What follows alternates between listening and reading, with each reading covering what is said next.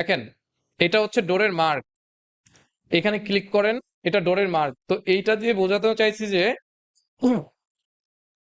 এটা দিয়ে বোঝাতে চাইতেছি যে এই ডোরের অনেকগুলো প্রপার্টি আছে। কিছু প্রপার্টি যখন বাইরে থাকে, যেমন ধরেন লেভেল, এটা কত তলায় আছে, এটার সিল হাইট কত, এটার ফ্রেম টাইপ কি, এটার ম্যাটেরিয়াল কি, ইমেজ দিতে পারবেন, এখানে কমেন্টস দিতে পারবেন, মার্ক তো চলে আসে যখন কাজ করবেন, অটোমেটিক মার্কটা প্লেস হয়ে যায়।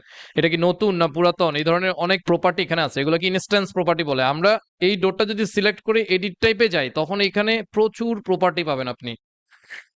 মানে একটা ডোরের কি কি থাকতে পারে, কনস্ট্রাকশন কিছু প্রপার্টি থাকে, কিছু ম্যাটেরিয়াল ফিনিশ থাকে, কিছু ডাইমেনশন ইস্যু থাকে, তারপর অ্যানালিটিক্যাল প্রপার্টি থাকে, আইডেন্টিটি ডেটা, তার মধ্যে একটা হচ্ছে টাইপ মার্ক।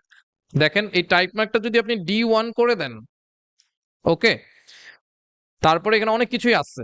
আমরা যে BIM বলি, বিল্ডিং ইনফরমেশন মডেলিং বলি, তাতে হচ্ছে একটা জিনিসের প্রচুর ইনফরমেশন থাকে, সেই ইনফরমেশন গুলো এখানে আপনি দেখতে পাচ্ছেন। যেমন ডোরের অনেক ইনফরমেশন আপনি দেখতে পাচ্ছেন, এরকম যত কিছু থাকবে সবকিছু ইনফরমেশন থাকে। আমি জাস্ট এডিট ওকে দিই, এখানে D1 লিখছি, টাইপ মার্ক। এখন কিচ্ছু, জাস্ট একটু কাজ জানতে হবে আমাকে। এই মার্কটা আছে, এই মার্কটাকে যদি আমি এডিট ফ্যামিলিতে যে আমার এখানে লেভেল থেকে মার্কটাকে আমি তুলে দিয়ে ডোরের আরেকটা, সরি, মার্কটাকে তুলে দিয়ে আমি এখানে টাইপ মার্ক বলতে একটা যেটা পেলাম আমরা ভিতরে, এটা দিয়ে দিই, তখন সে কিন্তু এটা D1 প্লেস করে দিবে।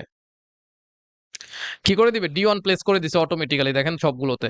এবং এই ডোরটা দেখেন 4 নাম্বার মার্ক আছে, সে এটা মার্ক হিসাবেই শো করতেছে। আমি জানি না এটা কেন 5 নাম্বার হলো। ও আচ্ছা, এটা টাইপ মার্ক হিসাবেই চলে আসছে এখন, কারণ এইটা D1, এটাও 5 নাম্বার, ভিতরে দেখবেন 5 নাম্বার দেওয়া। এই যে আমি যখন ডোরে যাব, তখন এটা হলো টাইপ প্রপার্টিজ। এগুলো যদি চেঞ্জ করে দেন, এই রিলেটেড যতগুলো ডোর আছে সবগুলাই সেই একই রকম দেখাবে। এই যে দেখেন D2, লেটস সে আমি এই ডোরটা যদি আরেকটা ক্রিয়েট করি, মনে করেন এখানে, সে দেখবেন D2 হিসেবে চলে আসছে।